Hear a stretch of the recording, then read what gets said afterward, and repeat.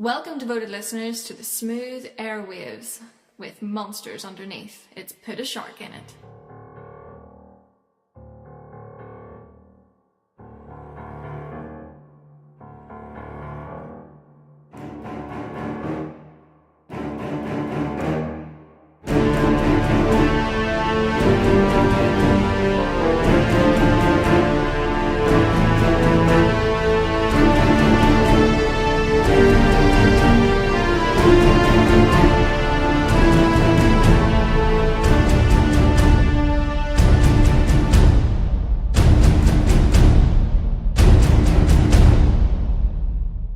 This week we are talking about a modern classic, which is on every October to celebrate Halloween.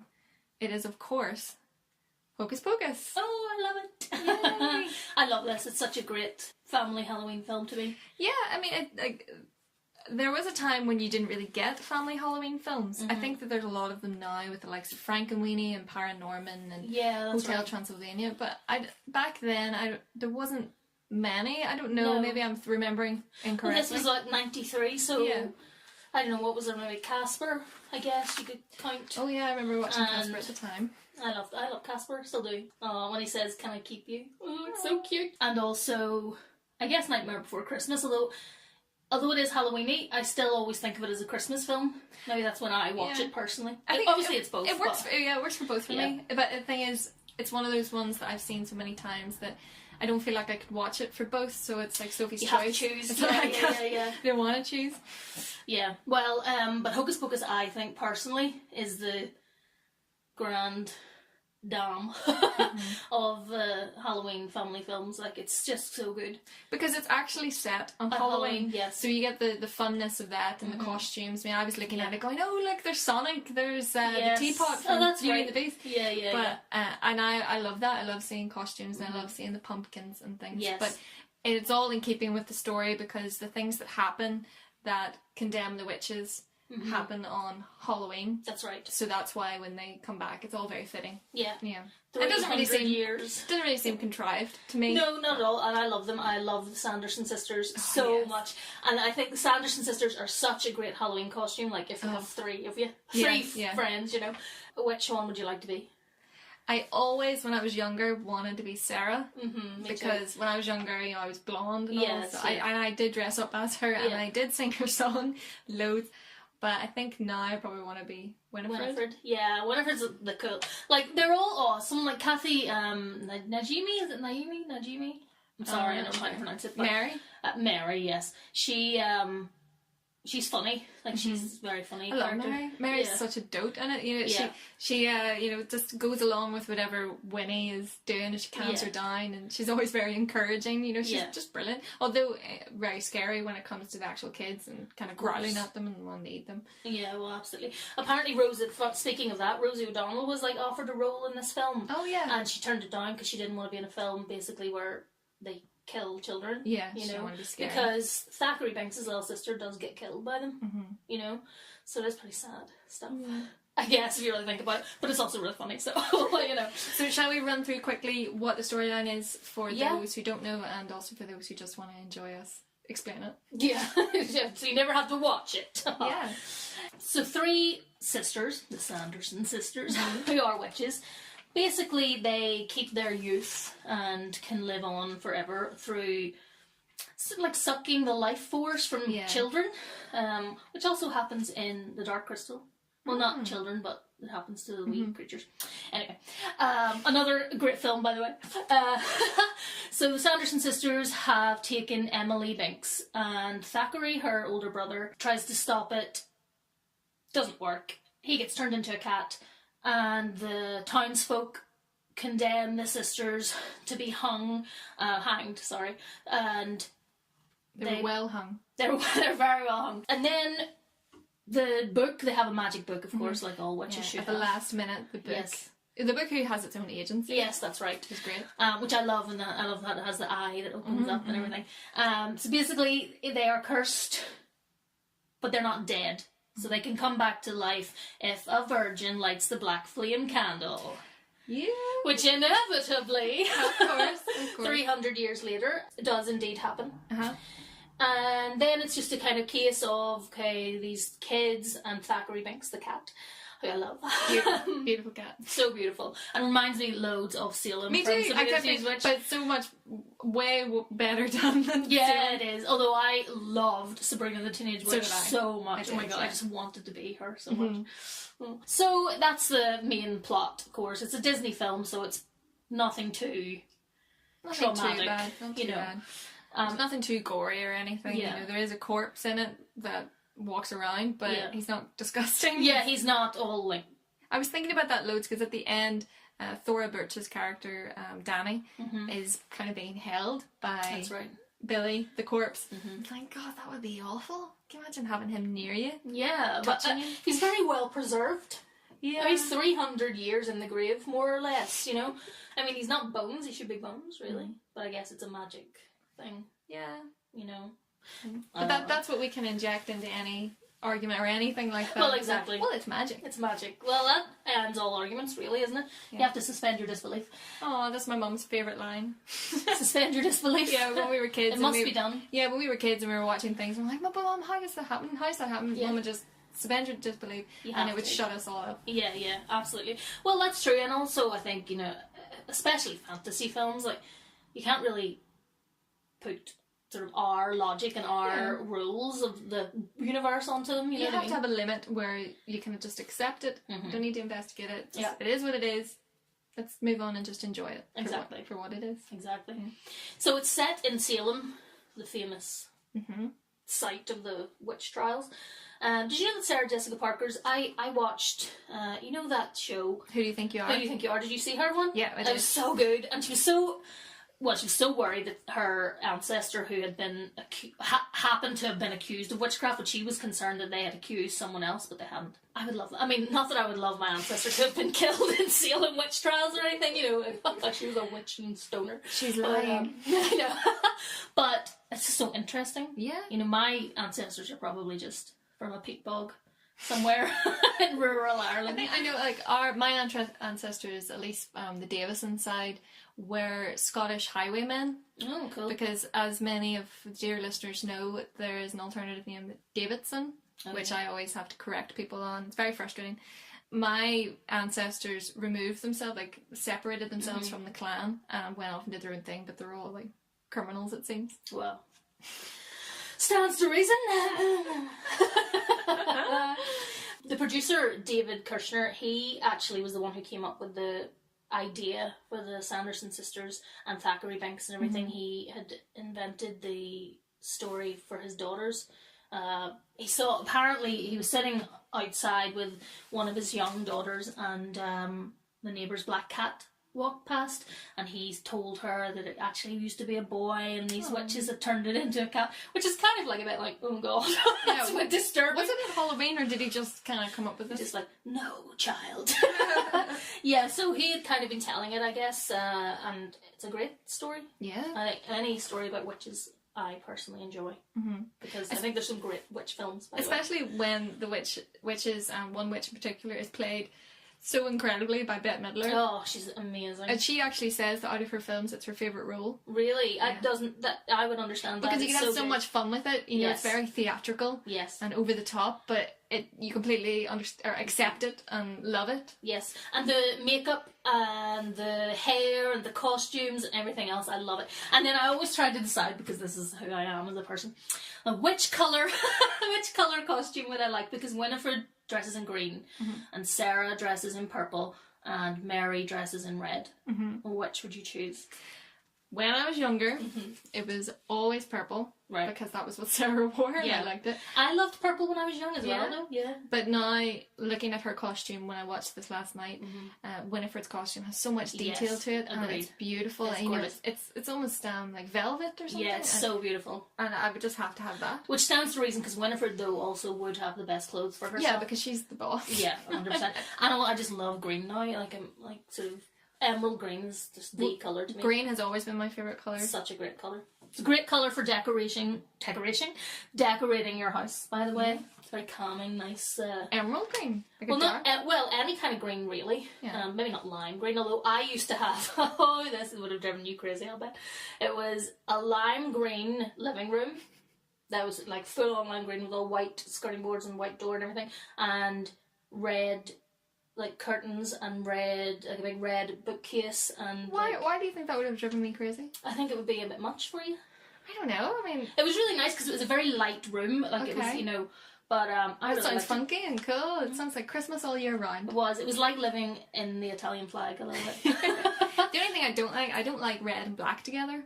Yeah, it's very 80s. I don't like it at all. It looks cheap to me. Yes, I kind of agree with that. I mean, certainly in decor, I don't like it. I think some dresses look nice in red and black, but yeah, I agree. And it reminds me of my brother's bedroom when we were kids. My brother's bedroom? Of course it was grey, black, and red. He had a red metal bed. That's exactly like my brother didn't have a red. Did it have like wee tiny stripes? Yes! Oh my god! It had wee tiny like stripes in the wall. Yeah. Like dark grey. It must have been with, like, the standard wallpaper for men. Yes, that's that boys clearly enjoy those colours. They're so sexy, even though you're like 9, 10. Oh my word! I can't believe that. It's amazing. Whenever my brother, he was in. Because it didn't get decorated for, till he left the house. It never got decorated from he was a kid.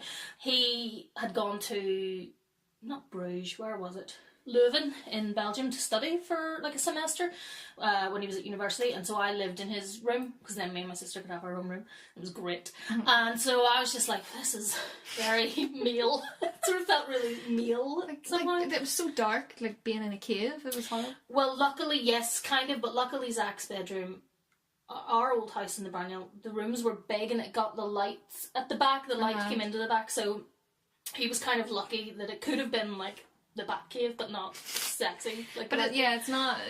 It's not a good. It's not like the bat cave. It's just 80s. It's just 80s tastic. Yeah, it's wrong to me. Yeah, wrong. Well, what was your bedroom like when you were a kid?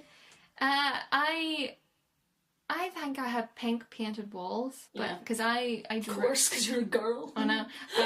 I had drawn a massive mermaid at the head of my bed. Oh, was it actually good?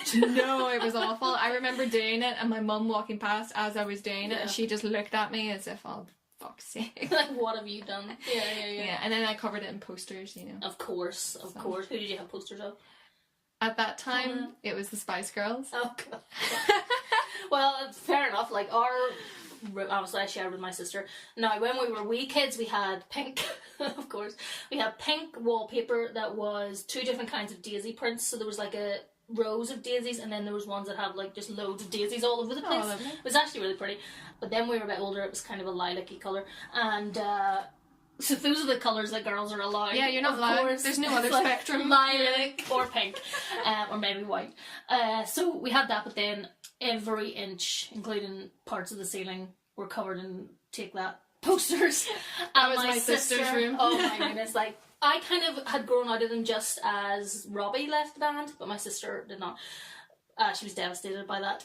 And every night she would make me put my fingers in my ears because she would give each of them a little kiss goodnight and say a wee message to each one of them. And I don't know why I never did, but I never listened to see what it was she was saying. It's so infuriating. I'm sure that Takira is really pleased that you've now shared that with, she was so cool. She was really cool, my sister. Sharing a room. You didn't share? Did you share? We did, yeah. When my niece arrived, I ended up sharing a room. Yeah, well, sharing a room with my sister was a new adventure every day because, like, I remember we had bunk beds and I would sleep in the bottom bunk bed, which I loved personally because you could turn it into like a wee tent. So it was really good.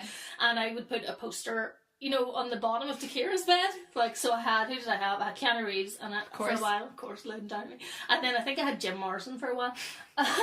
And, because again, I'm just so cool. Can I reiterate this enough, how awesome I am? But one night I woke up and Takira had thrown up on the top bunk and there was just spaghetti dripping down. Oh, God. It was so gross. Oh. And so I gave her my bed and I went and slept downstairs, which is probably... She probably thought, oh, how nice, you've been so nice. It was like the stench of sick drove me out of the room. But there's nothing quite like it. Another time when we were really young, she decided, you know, Cabbage Patch dolls? Yeah. Well, I had a Cabbage Patch doll, Angela Twinkle, her name was. And she had like a little cot, like a little cradle that rocked, and I looked down when I was on the top bunk bed because Takira was going, Zay, Zay, and I looked down and she's stuck in the cradle with her legs and arms just poking out up. Just like, I can't get out. I should have just left her. So, well, good luck. Wow. She fell down the toilet once as well. So there's some of the things that happened to my sister when she was a kid. God love her. She probably won't want me to tell. Well, actually, it looks bad to me. I tried to push her out the window once. My brother and sister tried to murder me on a few occasions. See, because younger sisters or brothers, I guess, don't realise how annoying they are. You're justifying this? I'm justifying it entirely. Oh, dear. Could have ended so badly. So badly. So anyway, to get back. So our director is Kenny Ortega, and the other things that he has directed, This Is It, the Michael Jackson, wasn't it a documentary that came out? High School Musical. Oh, I love it. You're going to love this, the Rocky Horror remake. Oh, really? You know, I have no interest in it, to be perfectly honest, but I have heard good reviews of it. Yeah. But then I kind of figured, like, the couple of reviews that I read, because I don't know if it actually has aired properly yet. I don't really know. I feel like they were sort of paid for kind of reviews. You know, those kind of, we're doing you a favour kind of reviews. So I don't know. I'm not too interested. I just like it as it is. Okay. Leave it alone. Well, he also directed one episode of Crazy Ex-Girlfriend and 12 episodes of The Gilmore Girls. Oh, one of your favourites. Yeah. Very good. Well, so he works a lot with sort of family kind of... Yeah. Fair enough. Very good. And you know that one of our favourites, James Horner, was supposed to score the film. Really? Yeah, but he was unavailable at the last minute, and so a guy called John Debney had 2 weeks to score the entire film. And I actually think the score's really good. It's very classic Disney. It makes me think of like those kind of classic Disney family films, but in a good way. I like it. Yeah, it's shocking because he has so little time, because it's very distinctive and I think so, and wonderfully done. Yeah, I think the song, which James Horner actually wrote that song. Did he? Yes. Ah, very good. If there were rumours that the lyrics were by Edgar Allan Poe, I read that, but that's not true. So. Oh, that's a shame. Yeah. It is good though. It's called Sarah's Theme, but everyone calls it Come Little Children because those are the lyrics. I didn't even know it's called Sarah's Theme. Yeah. I googled it and with Come Little Children. Yeah, it's a good song. I mean, you know, if you're trying to lure children. I thought we could sing the song. Oh my goodness. Well, we could sing maybe a line or so. Yeah, but for everyone, have to mention that our little Zay here is actually had training as a singer. I have not. Because that makes it seem like, Zay's going to be really good, but yes, but it's to curtail me being not good compared to you. Well, let's just say, it may end badly for both of us. See, I always remembered it. I never remember it correctly. I think I remember it to be shorter. Yeah. Do you? Yeah, I don't know that I've ever paid attention to the entire, like, to me it's maybe, 4 lines to 8 lines kind of long. Yeah. But obviously it's longer than that. I don't think we should sing the entire thing. No, because I don't even know if I would know the entire thing. I as a kid, only ever had sang this one little bit that I'm about to do for everyone. Okay. Right. But I always sang that over and over and over again. Yes. So it must have been really, really annoying. No, I bet your parents loved it. Like, I bet they did, really, because even though now, whenever I have to hear children singing, I go, oh, God, they're so bloody awful. But when Ella or Carter or whoever sing, I'm like, oh no, they're so cute. I think you might be overestimating how my dad might have felt about me singing the same song over and over and over again. Well, I probably got tiresome to have to hear the same. Okay, carry on, please do. Come, little children, I'll take thee away into my garden of magic. That's all I can remember, but I know there's more. So is that what you sang over and over and over? And over. Okay, that would have got... That's very pretty, by the way. It felt very crackly, so you're very kind. No, it wasn't. Yeah, if you had to listen to the same 2 lines over and over, probably quite creepy. Yeah, because can you imagine a little creepy girl ghost? Yeah. That's because that's what you were. Yeah, but that's probably what I. And now you're a creepy old lady woman ghost. Just an old lady. What can you remember? That is literally all I remember. I only remember the first 2 lines. You should have printed them out and we could have had a I had it on my phone, but... Well, you know, maybe at another time I'll sing as a wee tune. Yeah, well, also there's another brilliant song in it that the amazing Bette Midler sings, I Put a Spell on You, which is originally by Screaming Jay Hawkins, but I love... I prefer... yeah, it's so Hocus amazing. Pocus version. I love Bette Midler just generally. Yeah. I don't like those sort of, you know, The Wind Beneath My Wings and all that. That's not really my style, but... Yeah, you hate a ballad. I'm not a big for one, am prone fan. to a ballad. I don't mind it. Yeah. I used to have, well, I didn't have, my dad and mum had a concert video of hers. Yeah. And we used to watch it, and it's like, there's a song with Mermaid and everything. I love it too. And there's one, I don't really remember the tune, but it goes, pretty legs, great big knockers. You know, that's what keeps them coming back for more. Or something like that. I'm like, oh, Bette Midler, you're amazing. I know. She's so good. We, in my dad's car, he had like the best of Bette Midler, and there's a picture of her, and she has a big smile and everything. Mm-hmm. When my niece was very little, she was like, can we listen to the lady with the big mouth? Yeah, she did. I think she's great. She's a classic. She's a star. Yeah, she really is. And she's funny. Which I always appreciate in a woman. Well, in anyone, but I like funny ladies, you know. Mm-hmm. The guy who plays Billy Butcherson has been in like a million different things that we enjoy, but you never recognise him because he is always completely masked by... Really? Yeah, he played a gentleman in Buffy. Really? And he played Abe Sapien in Hellboy 1 and 2. And he was both the Fawn and the Pale Man in Pan's Labyrinth. So he's just in like lots of different... Oh, also he was the Silver Surfer in the Fantastic Four. Yeah. Obviously. It's just in, you know, a documentary I was watching. No, so he's just been in lots of things, but you don't recognise his face because he's always in full, you know, special effect makeup. It's cool. I like that. That's cool. Me too. It's really, really cool. So good on him. Did you know that the role of Max was meant to go to Leonardo DiCaprio? Yes, I did, but he made one of my favourite films instead, which is What's Eating Gilbert Grape, which is an amazing Probably film. A better choice. Better choice, for his career. For his career, yeah. He definitely made a really great choice there.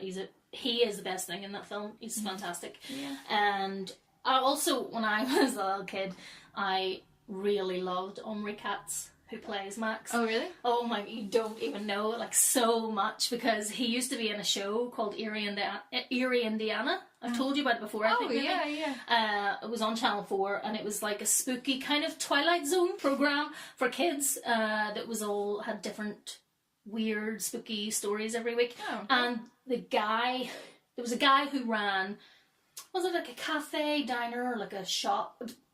I don't know, it was like a shop that you could get like milkshakes at and that kind of thing. Yeah. And he was Gomez from the original like Addams Family. I loved it. It was so brilliant. Do you know, I mean, I couldn't remember it when we first talked about it, but you describing it there, it does kind of seem familiar. Yeah. So probably would have been, you were a wee bit young, because I was young when it was on, but it was on like every sort of weekday on Channel 4, I think, in the afternoons. Okay. I really loved it. It was great. So if you can see it, check it out. Check it out. Check it out. This is the first Disney movie, well, at the time, maybe it's different now, but to mention virginity and have virginity be a massive plot point. Yeah, that sort of makes sense. Because a thought that I had whenever... So Max, thinking he's being all cool, trying to impress the girl, Lily Allison. He just really wound me up. I was like, oh, he's such an idiot. But what age is he meant to be? Like 15? You know, they are idiots at that age. Like, you know. Okay. Well. They are, though. Come on. He's not as much of an idiot as like those two, Ice and his pal. Oh, flip Oh, me. God. Ice. He has ice shaved into the back of his head. Like I love that thing when he Max says to him, you can learn how to breathe through your mouth or through your nose or something. Yeah, that's right. You learn to breathe through your nose. Yeah, so Max is trying to impress Allison, who he just fancies pants off, and apparently loves her yabos. It's funny coming from Thora Birch, who says she doesn't have any. Well, Thora, don't you worry, because they're flipping coming. Yeah, too right. They are, as American Beauty would show us. Because I mean, not to comment on another woman's bosom, but her bosom is ample. It is ample. I think Thora Birch is so cute in this film. Oh yeah, she's beautiful. Oh my god, she's adorable. I also think she's really pretty when she's older, but she's so cute as a kid. I always thought that she was related to Bette Midler. for some reason. I thought they looked like or whatever, but no, but they don't. They don't, no. listeners. No. They they look like wishful but... thinking. So they go to the Sanderson sisters' house that is now a museum kind of thing to the Sanderson sisters. And because, of course, this is Salem and witches are big business. My mum's been to Salem and she says it's all witches and everything's witch related or spooky related. And there's like a million crystal shops, of course. Oh, my mum would love it. Yeah, it's like so much, but it's incredibly touristy. But I'd still like to go because, Salem. And my mum, I think I still have it. I might have more than one. It has like a certificate of like you've been accused of witchcraft and a seal and witchcraft. That really should get filled in with my name. I love the house that they live in. It's so great. And there are photos of people on Pinterest like going to visit the actual house, but it's really pretty. And I noticed as well when we were introduced to the family home, and Max comes down the stairs or whatever, and his dad walks in front of a painting of the house, which looks very old. So it's been there for a while. Awesome. And I actually like their house, like those kind of wooden American houses. It makes me think of actually loads of houses in America are wooden, not like here, where we build out of rock. Yeah. We're big into our brick here. Yeah, we're like the cleverest little pig. Yeah. But not really, because the wooden houses are better, which is why they build them from wood in places like Norway and stuff, because they're better in terms of keeping heat and losing heat when you want them to in the summer. You know what I mean? Okay. Anyway, something like that. Those houses remind me of the house in Practical Magic. Oh yes, which is one of my favourite. In fact, I would kill to live in that house, exactly as they have it. And it's also another one of my favourite witch films, by the way. So Max is all, well, let's light the candle. He's been told previously that only a virgin can light the candle, and I thought it's quite unusual for a 15-year-old boy to be so like, I'm a virgin, let's light the candle. Not that he should be ashamed of being a virgin, but my point is it's quite unusual for him to be so upfront about it. Maybe he's younger. Yeah, maybe, but I don't think so, because Alison looks like easily 16, 17. Alison looks easily 23. Well, yes, of course. But okay then. Yeah, but let's just say, I reckon they're like 15, 16. Omri Katz looks 15, whereas Alison does not. But anyway, I hate to say it, but it's those yabos, probably. Probably. It's true. But anyway, so they light the candle, of course. And this is a thing. So the Sanderson sisters come back. And Max and Alison just take forever to come out and help little Danny, who is 8 years old, trying to fend off three who they clearly know are witches. Immediately they know they're magically back. Yeah.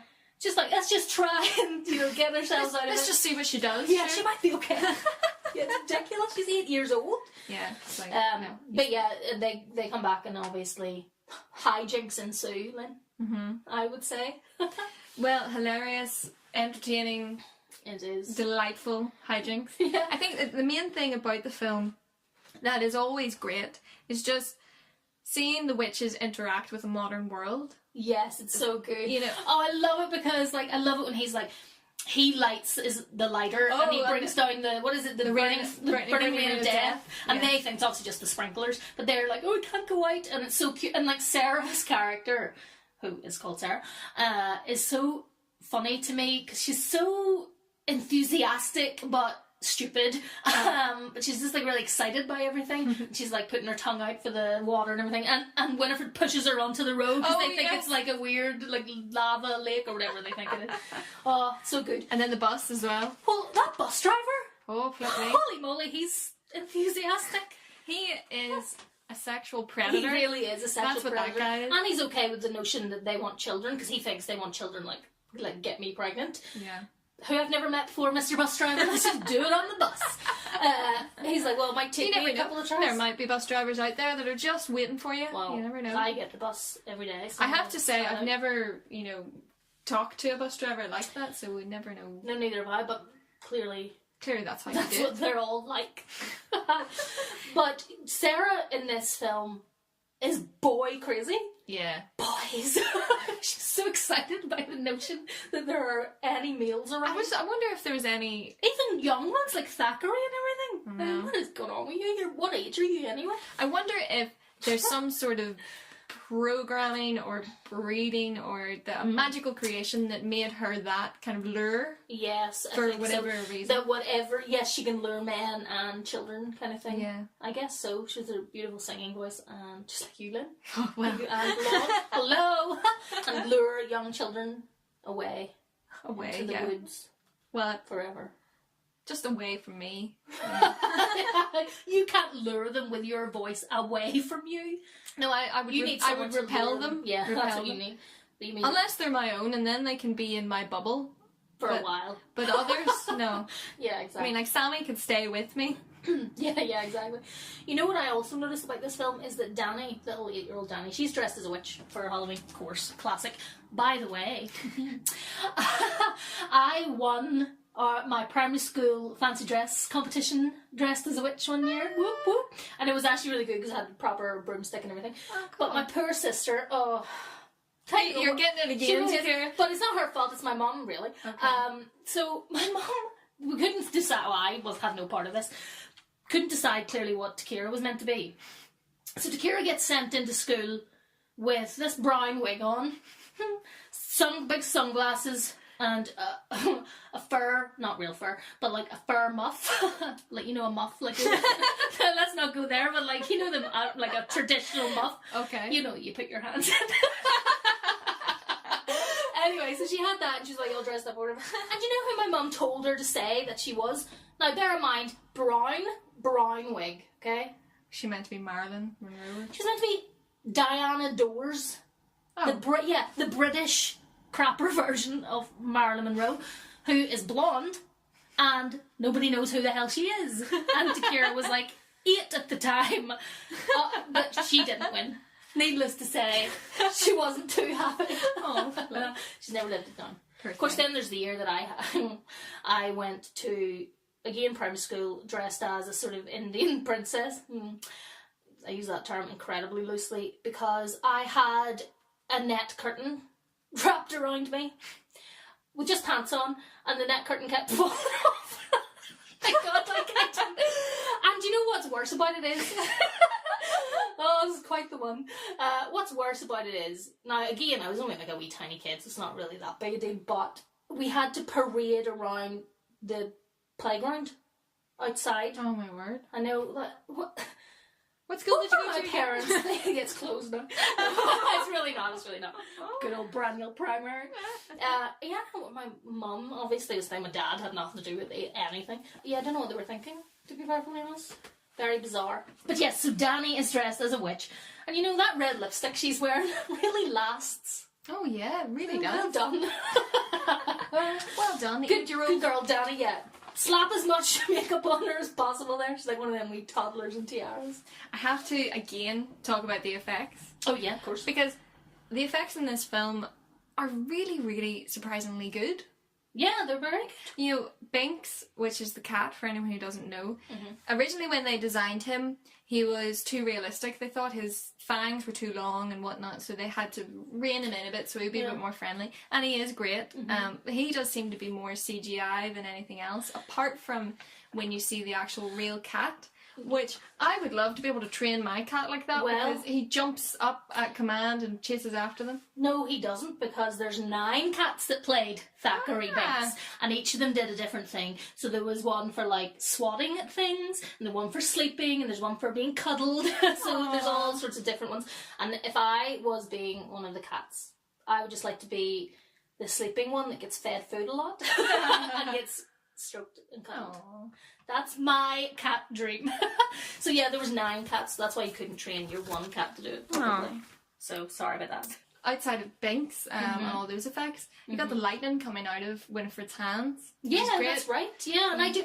Funnily enough, the effects are very good because I don't think about them. Yeah, you know what I mean. It's just like, yeah, that's totally what happens because she's a witch. All of the candles light and everything. It's done so perfectly. Yeah, you know what I love, which is maybe slightly less well done, but I still love it. At the end, when the sun comes up and everything, I love, well, first of all, I love how Winifred turns into a really cool statue. Yeah, with like everything kind of up around it. It's like her cloak is flames. That's so good. But I love how they each sort of explode in these sparkly lights that are the 3 different colours that they wear. I'm like, oh, it's so pretty. So yeah, I like that. I wonder as well about sparkles. Did you notice sparkles around their feet when they were going to lift off on their brooms? And I wondered whether it was actually sparkles on their skirts or if it was an effect for the brooms. Oh, I didn't really notice it closely enough to tell. Surprisingly, I missed the sparkles. Yeah, I don't know. Do you know that there was a choreographer, I'm sorry, it was Penny something, but who kind of choreographed, well, first of all, their little walk thing, which is not... Oh, but I like that. I used to walk like that. Yeah. By yourself. Yeah. But choreographed how they fly. Oh. So she kind of... Apparently she went driving with each one of them and saw how they drive and sort of incorporated how they drive into how each of them flies their brooms. So I don't know how that comes across, but I actually quite like them. They seem very natural on their brooms. It's very smooth. Yeah, it is. And Sarah Jessica Parker actually does a really cool flip on her broom, which is very interesting. Well, when she's singing Come Little Children, she is all over that broom. That's right. Wow. Rubbing herself on it. Well, you know that there's a whole... That thing of witches riding brooms is supposedly that hundreds of years ago women would put a substance, like a hallucinatory substance, spread it on a broom and insert it, and that's where that comes from, because that's like people, weird teenagers who soak tampons in like vodka and stuff because it gets you drunk really quickly because of the soft membranes. You have blown my mind. Well, I did not know that people did anything like that. I have never done any of this. I just have known about it. I thought the vajayjay was for like 3 things, you know, periods, babies, and making babies. Yeah. Well, it's not. It's for getting high as a kite. Well, also it's like Eyeball Paul. Well, the rectum will do the same thing, by the way. Who's Eyeball Paul? What's Eyeball Paul? From Kevin and Perry Go Large. I don't remember Eyeball Paul. Well, Eyeball Paul, strangely enough, would hold vodka up in his eye. That's right. Yeah, I do know Eyeball Paul now. Well, I don't know him. You know a surprising amount about this? Well, yeah, I've just read... I'm just going to go into the kitchen here and see all the tampons soaking in vodka. Oh dear. No, I imbibe vodka the usual way. In your veins. Exactly. Straight into the blood system. So that's apparently where that comes from. Okay. Interesting. Okay, fair enough. They don't do that in the film. Well, we don't know. We don't know how method they were being. That's very true. We have no idea. And do you know that Satan, who's not actually Satan, it's Gary Marshall, that's my point. Gary and Penny Marshall, who are like famous, well, Gary Marshall's famous now for all of those bloody terrible Mother's Day, Valentine's Day, New Year's Eve films, holiday themed, crappy romantic comedies. All your favourites. I own them all. I'm waiting for St. Patrick's Day.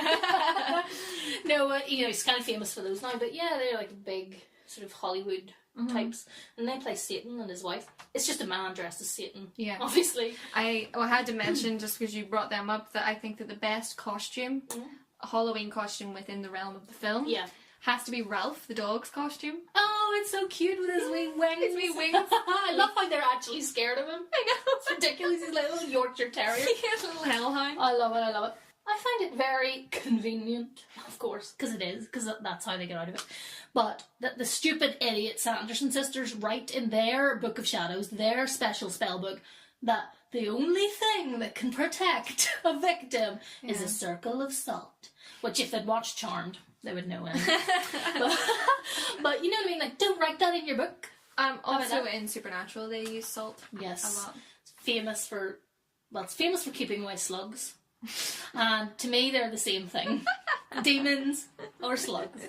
I also love that when they're flying, there must have been a team of wind machine experts. Oh, so good though. It's just all flowing capes and everything. I would love it. Because I don't look good like that in the wind, by the way. I just look like a rat. I'd love to see you in the wind. Fat rat. I'll try and get a picture of Zay in the wind for everyone. And I love the car chase. So at the end, they have tricked the Sanderson sisters into thinking that the sun has come up early so that they can get Danny back because Danny is captured. Yes. And they're driving away. There's a car chase, basically, a broom chase. And it's really, really great. But a little bit too modern, I think, in the dialogue, because Winifred is saying, you show me your license and pull over. Yeah. Like, and she wouldn't know anything about that. You wouldn't know that stuff. Yeah, because at first I thought as well, like earlier, Binks calls Max an airhead. And I was like, he wouldn't know that, but then he would, because he's actually been around for 300 years. Per son of a gun. But being a cat and being around wouldn't be too bad as long as people were cat people. Yeah, well, exactly. In Salem, they must be. Yeah. There must be. Especially a black cat might fit me. You'd be a celebrity. Exactly. Well, then, how hard would it be to be a cat or any animal and around humans, but you can talk, but you can't let them know that you talk, because they would... Well, maybe you could go to people that are dying and talk to them. Freak them out. Yeah. Let me freak you the fuck out. Imagine there's like a little old lady who's dying and Binks goes to visit her all the time because she feeds him. And then, he just decides to talk to her because he can trust her and he has a lovely relationship. What I actually see happening here is your wish. Your fantasy that you've created. For my little black cat to talk to me. This is what you dream about at night. It's all the hallucinations I'm getting from a broom. I go in to check your brooms when I next go to your house. Oh dear, what is this? But generally I just think it's such a great film. It's so funny. I think it's so funny, and even as an adult, it hasn't lessened for me at all. And I have to say that my niece Ella, not Eva because she's too young, hasn't seen it yet, but Ella used to be really scared at the start of this film. Oh, okay. Where they're actually sucking the life from the wee girl. So she really didn't like it for quite a while. But I think they all like it now. She, in fact, was like, this is the only episode that she could possibly listen to. I think she probably can't listen to it now. Sorry. But, tough luck. Adults only. Yeah, she was like, we have to do this film. Another film she thinks we have to do is A Nightmare Before Christmas, apparently. Oh, we can do that, right? We'll talk about it. Perhaps we will. So yeah, shout out to there. Oh, and also wanted to give a shout out to Ingrid, who kept insisting that we tell everyone this fact, and I looked it up. That Billy Butcherson, his mouth is sewn shut. He incurred the wrath of Winifred by fooling around with Sarah because Sarah's boy crazy, as we have already established. He probably didn't have a choice. Well, exactly, and also like Sarah is really good looking. Yeah, I always thought Sarah Jessica Parker was so lovely looking, and I loved her in LA Story and Honeymoon in Vegas. I love her in this. I think she can be very touch and go. I think sometimes in Sex and the City I think, oh, she's really beautiful, and then other times, depending on what way, or maybe her hair is, her hair, her makeup, her clothes. Yeah, I mean, it's sometimes, but that's the same said for everybody. Yeah, exactly. And also I like that she's interesting looking. Yeah, because you love interesting looking people. You love a big nose. I love a big nose. Like today, I was watching, as always, now I don't really have a type in terms of men. No, I don't, because you think it's like big hairy men. It's big Viking looking. I do like a lot, but I like a beard. I actually, my mum would have always told you that my type was very specific for a long time. Okay. It was tall, very slim men with sort of snake hips. Who were dark haired and had a big nose. And today I was watching Chromeo videos. Just like, that's like total porn to me. Like, I can't even begin to tell you. I'm like on hate at the moment. I'm like, oh my god. There's something that I really do. Too much information, right? You can cut this out. But I may or not be ovulating right now. But it was just like I am like a wildcat. It's quite like your reaction to what do you call him, Michael Huisman from Game of Thrones. Didn't know he existed. Well, I didn't know he existed, but I'm glad to say now I do. But I know your Pinterest is happy that Oh dear, I don't know. I'm going crazy at the moment. But anyway, whoa, I don't even know where I was going with all of that talk, Lynn. I don't really even know. So Billy has been punished by Winifred. He has his mouth sewn shut and everything. So when he cuts his mouth open, the stitches, all these moths fly out, and they are in fact, as Ingrid has told us a million times, real moths, which is so beyond vile to me. You cannot, and well, you can imagine because you know how to feel about them. They are also demon creatures. But he also had to put a kind of like a dental dam device to stop them from crawling down his throat. Yeah. And also there was like dust and stuff in there too. It must have been very hard not to breathe it in. How horrible. Mm-hmm. I mean, no matter even if you like moths or anything like that, you don't want a whole pile of them in your mouth. That is commitment. Very much so. He was committed to that role. Yeah. And he was supposed to call Winifred a bitch. Oh. When he cut his mouth open, but he thought it was a little bit much. I think that's I agree, and he called her a wench. Yeah. Quite right. I think that's more fitting as well for the time period or how they know each other. Exactly, and really it is a family film. You know what I mean? There's enough talk of virginity already in this film. We're coming down with virginity. Well, good grief, it's too much sexy talk happening. If you're not really into scary films, you don't really like watching something that will terrify you at Halloween, I definitely recommend watch Hocus Pocus. 100%. You know, especially if you haven't watched it before, because it's so much fun. Yes. And you know, Bette Midler's role is just brilliant. Her performance is brilliant, and the costumes are great. The kids can be a little bit annoying. Well, one kid in particular, I think Max is a bell end, but everybody else. I keep telling you, he's a 15-year-old boy, so yeah, he is. That's their sort of raison d'etre. But it's definitely, I've watched this film nearly every year since it came out in 1993. It's perfect. And if you have kids, definitely let them watch it. Yeah. But, you know, put everything into context.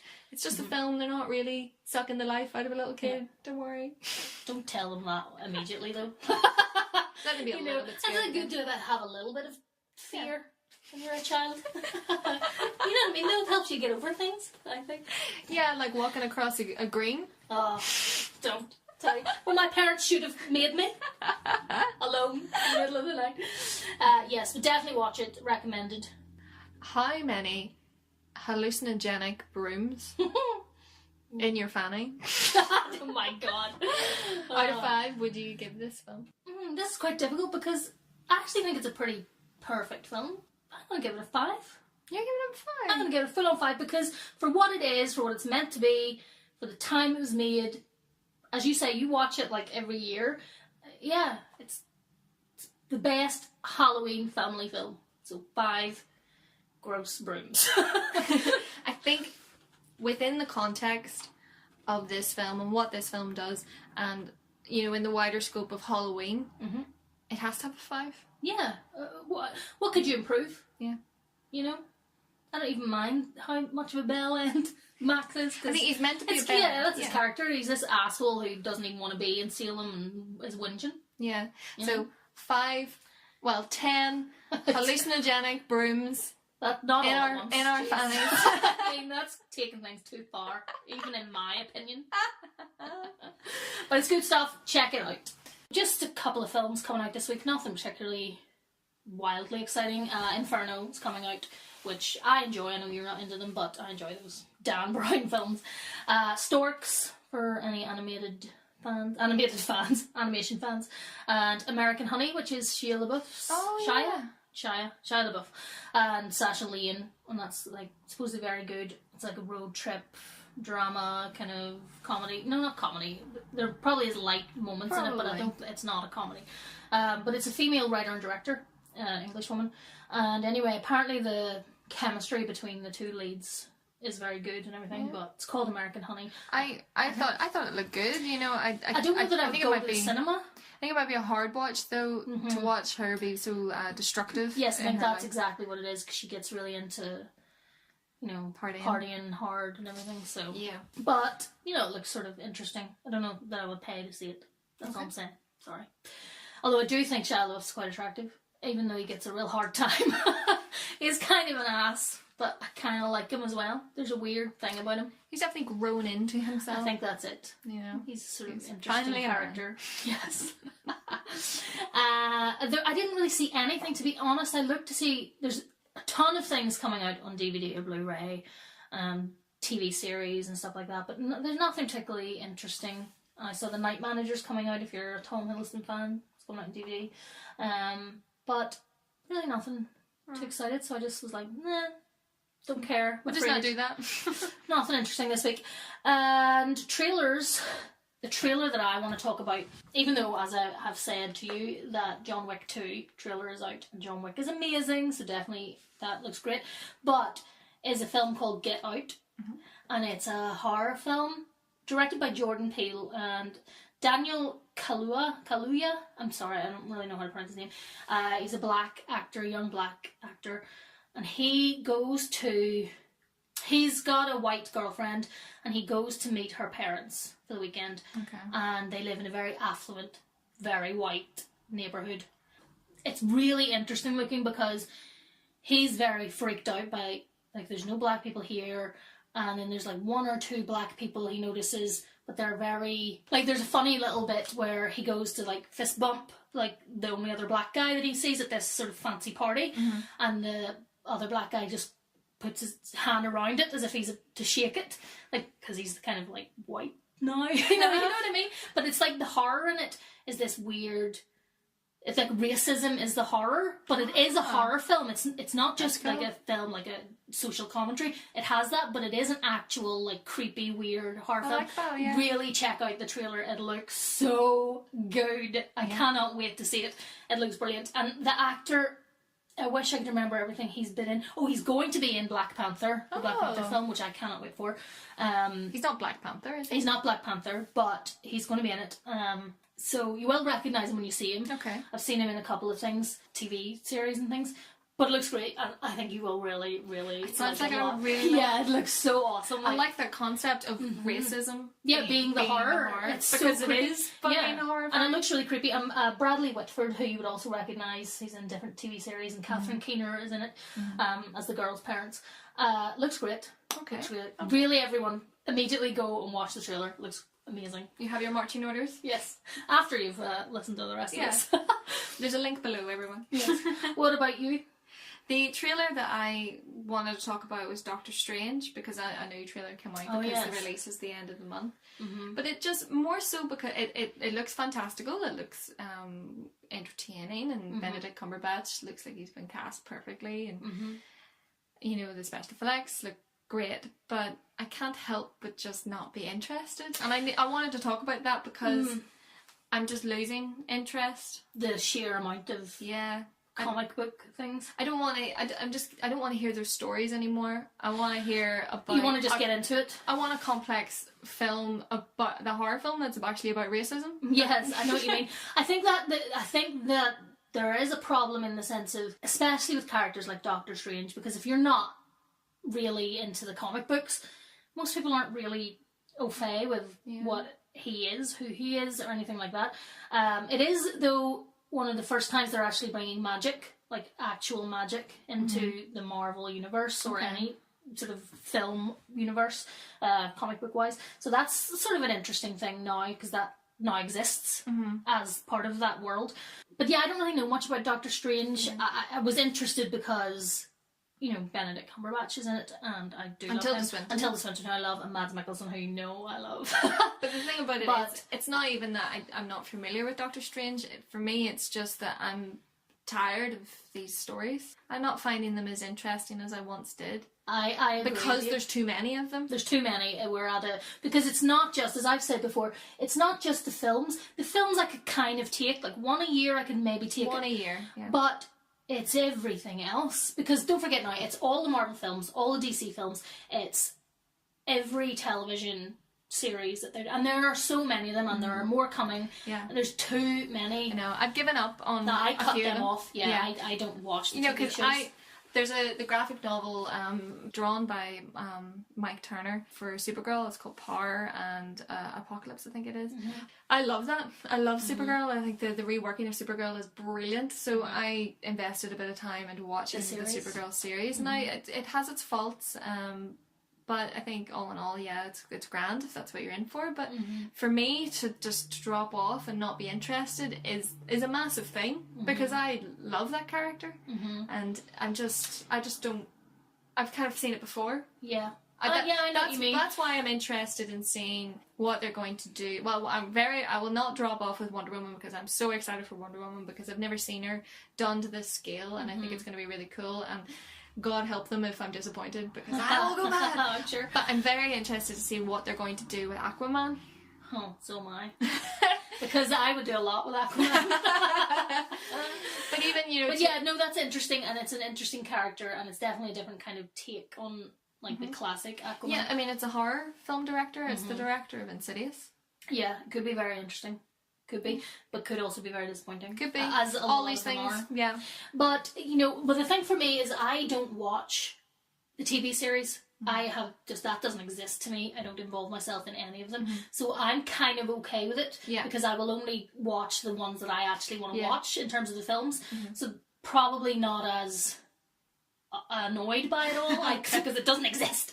Although I have heard that Luke Cage is amazing. Yeah, I'm interested in watching Luke Cage. Which, so, you know, which makes me think of Jessica Jones, which is, it's kind of sad in itself, because with Jessica Jones, I felt that series could have been done in 3 episodes, but it dragged it out so much to get a series out of it. Not that she's not an interesting character, but I don't think that they did it as brutally as they possibly could. I think that her alcoholism didn't really seem that interesting. It was just kind of a bottle beside her, and then her being rude to people. I need to see more. But I agree with you, because I often think that, you know, people underestimate the power of a miniseries. Yeah. I think a 3-4 episode arc is so perfect for a lot of stories, because, first of all, it forces you to be a good storyteller. Yeah. Because you have to get it done.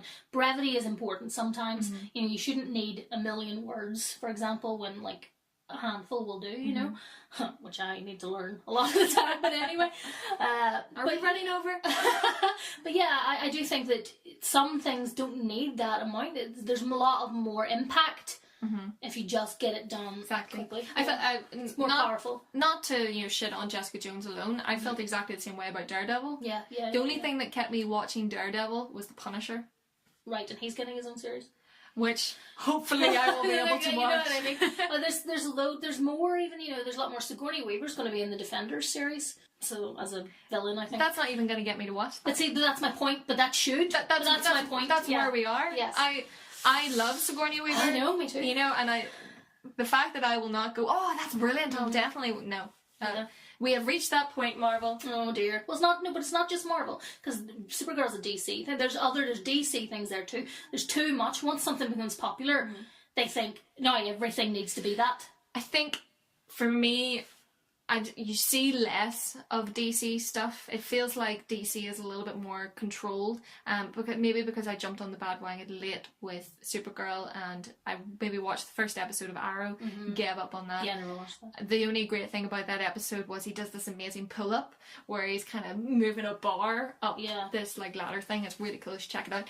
There's so much more Marvel. Yeah, I feel like there is. Like, I feel like Marvel is smacking me in the face. But let's not all forget that in terms of the film world that Marvel have, they started a lot sooner than what we have now in the DC universe. Now, obviously you and I have a rift on this, because I love the Marvel films, and I have been nothing but disappointed by the DC films. Not that I hate them, but I find them incredibly disappointing, whereas you're the reverse. Well, it's no, I don't find, I certainly would never say that I find all of the Marvel films disappointing. Some of them are, like, to be fair, Age of Ultron. I didn't really to shoehorn in a bloody romance between two characters that barely interacted. That to me is the worst thing about that. Well, we need to give something to the women, don't we? It's like, fuck off. Ruin my favourite character. Black Widow is served a lot better in the Civil War. America. Yeah, and the Captain America series in general. But yeah, I want to see a Black Widow film. I want to see her being trained to be an assassin, or her coping with the fact that she was an assassin. That is a really interesting story. She has a really interesting. Her story would have made a great TV series. Yeah, it really would have. Would have been like a better version of Alias, like a much better version. Yeah, you know, because I cannot stand Jennifer Garner. I can't begin to tell you how much I dislike her. They probably just couldn't afford Scarlett, and no, I think so. And who else do you want to play? Yeah, exactly. But I am with you on the whole. Like, I do think there's too many. I think you run the risk of really turning people off, and then you ruin the whole genre, because that's what Batman and Robin did. It ended comic book films for quite a while, until maybe Blade. Did Blade started, or did Blade make the comeback? Blade kind of made the comeback. Blade made the comeback. It was the first time. Wesley Snipes does say that. Is there going to be a Blade series, did I hear? I don't know. I think there's been talk on and off for years. No, actually, yes, I remember hearing about that, either a series or a new film. But Wesley Snipes really wants to be in it because he is Blade. Yeah, of course. But I don't think they're... But Blade's a great character. Like, Blade, I would watch Blade. I think he's awesome. But then it worries me again, because then, like, there's the vampire thing, vampire films, vampire series. Let's just shove a vampire in there. Always, you know what I mean? That's another thing that's kind of been ruined. It was really cool when it was Buffy and it was Angel. I didn't like Angel as much as I like Buffy. No. But then True Blood... But then Spike came into it and then you did. So, but True Blood, and then you get the Vampire Diaries, and then you get the originals, and there's the Twilight series. Hemlock Grove or whatever. Hemlock Grove, yeah. There's more, there's so many of those kind of very aimed at young adult. It's too much. But then again, you know, I suppose you could list how many cop shows there are or hospital shows. And those things have, hospital shows, absolutely. And yeah, you're right. The thing is, they have I think we're maybe a little old for those shows because they're aimed at a very specific kind of audience. You know, the Pretty Little Liars audience, the Gossip Girls audience, all of those kind of young teenagers and 11-year-olds, because Ella can't get enough of Pretty Little Liars. It's her favourite thing. I think they have their fans, they definitely have their audiences. They've been going on for a while, so they're clearly popular enough. Yeah. You know, I just prefer something original now, which is why I love, for example, Stranger Things. That's just so... Well, you could say in a way it's not original, because it's so very... It embodies so many classic things from the 80s. Absolutely. It kind of took everything that we love and made them, you know, cinema great at that period of time and just went with it. Oh, it's my favourite thing that I've watched all year. Yeah. It really, really is.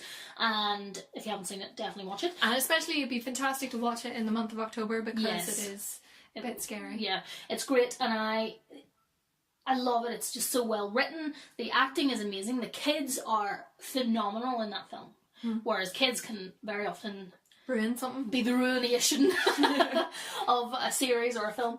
But yeah, just perfect. So I like when things like that happen. And I'm like, because I wasn't expecting it. It wasn't part of a franchise. It wasn't anything else. It's a great, just monster film. Well, it's not a film. Series. And I love it. And it's perfect. And that's what I want more of. Okay, everyone? Do that. No more comic books! But saying that, I will go probably and watch Doctor Strange. Because I like the cast and I do like the Marvel films, so I'll give it a chance. You know. I will watch it and we shall report back. I mean, I might not go and see it. I may wait. Well, I don't know. We'll see. So I have a very important question for you. Oh my. I will marry you, Lynn. Oh. Hooray! So this week with our lovely film, who would you screw? Who would say screw for you? You know, spoiled for choice. Oh my, well, you know, if I was 15, Omri Katz, but that I am not 15. So this is very difficult because there's really, I'm going to say Sarah Jessica Parker, because really there's just nobody in this film. Well, I was desperately looking while I was watching. I was like, because I'm not going to say a 15-year-old boy. Well, I didn't have that problem. His dad is actually... Yeah, he's kind of handsome enough. Yeah. Although when they're in their fancy dress costumes, he's dressed as Dracula, but he's in his jammies. Yeah. I never quite understood that. Do you like... This is a question because his wife is dressed as Madonna, which I like her costume as well. But do you like couples' costumes? Yeah. Yeah, see, so do I think they should complement each other. Yeah. Why is Madonna hanging around with a vampire? Yeah. You know what I mean? Is that all about it? That whole party seemed like some weird wife swapping party to me. I still wanted to go. I know. Because that's why. There was no plan. No, clearly it wasn't. We're married now, so we're swapping. We're swapping. It's clear that's just in my head, by the way, but I don't know why it always seemed like a wee bit fishy to me. Well, it was a bit fishy as well because the kids arrive and, you know, your 8-year-old standing in front of you saying, oh, there's a problem, I'm scared. And people ignore it. And she's like... nobody's like, what time is it? Why is my child? What are you running around the streets for? Like this? Why are you carrying a cat? What's going on? Where's your brother? Why are you out? Yeah. But well, anyway. Maybe that's just America at Halloween. Jeez, that explains a lot. Anyway, yes, it's very good. And I do believe in couples' costumes, so sort it out, okay? Okay, so have you got a little shark fact for us? I do. Okay, so the shark fact today is about goblin sharks. Oh. So they are observed living along the coast of Japan, the Gulf of Mexico, the Pacific Ocean, and the Atlantic Ocean. So quite a few places, really. They're very pale, a very pale grey colour. Yeah, they're freaks. With a pinkish white belly. They're gross. That pink is due to the skin being so transparent that you can actually see the blood vessels inside. Like me? Yeah. And their nose is pointed, and for some species they appear to have a sword at the tip of it. So this can be a very effective tool used for hunting prey and protecting itself. And when they eat, their bottom jaw, there's a big flap of skin, so they have a bigger mouth than they look to have. They're really weird looking creatures. They're really interesting. Sharks. So if you don't know what a goblin shark looks like, Google it, because they're really cool. Before I sign off with our last line of a film, which is also spooky, because it's Halloween season, give us a thumbs up, please, if you like listening to us waffle. Please subscribe, give us a like, share with your friends. Comment below. Yeah. And if you have any requests, please. Any requests or, things that maybe we got wrong, don't worry. Comment. Never. How could that ever be possible? I don't think so. Don't mention brooms down below. Let's not get into that discussion. Or do. Whatever. Talk amongst yourselves. So last week, the last line of a film was specially for you, Lynn. I chose it specially for you. And what was that film? It was from John Carpenter's The Thing. Awesome. Yeah. Love it. So brilliant. Definitely on my watch list this year. Yes, great film. So if you haven't seen that, definitely check it out. It's on my watch list every year, but... Every day. When you look in a mirror, Lynn. Okay, so this week, see if you can guess what it's from, everyone. And if you can't guess it, again, you can comment down below. Okay. I'm not going to do the voice, okay? But this character has I can't do the voice, but it has pretty iconic voice. But anyway, or character anyway. I do wish we could chat longer, but I'm having an old friend for dinner.